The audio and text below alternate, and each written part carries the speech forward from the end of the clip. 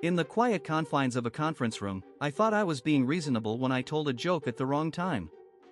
Little did I know it would derail the entire meeting and leave everyone scrambling for words. But then again, isn't that what happens when you ask Jesus to guide your words? You get results, but they might not be what you expected.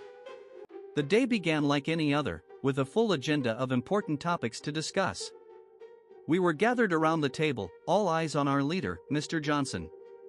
He was a stern man, always serious and focused on business matters. It wasn't his fault, he had a company to run after all.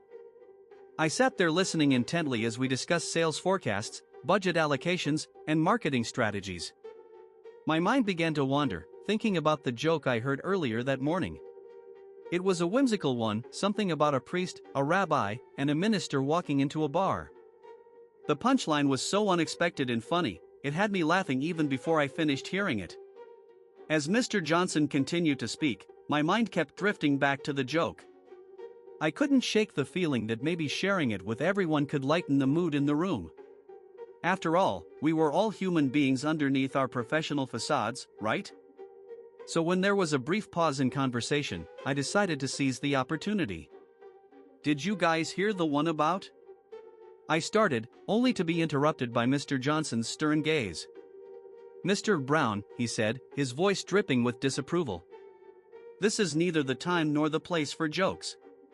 I felt my face flush red with embarrassment as everyone turned to look at me. But then something strange happened. Instead of apologizing or shrinking back into my seat, I found myself standing up straighter and looking each person in the eye. I'm sorry, I said, but can't we take a moment to breathe? We're all working so hard here, shouldn't we be able to enjoy ourselves just a little bit? To my surprise, some of them nodded in agreement. A few even smiled at me encouragingly.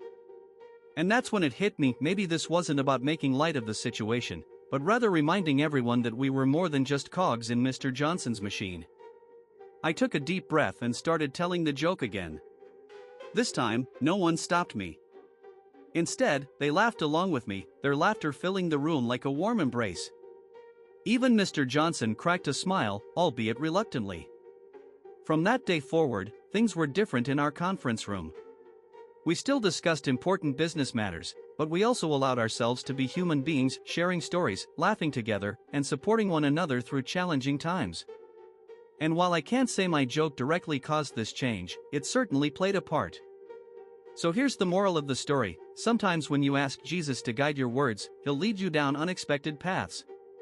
But trust in him, because even if things don't go as planned, there's always something good waiting for you at the end of the road.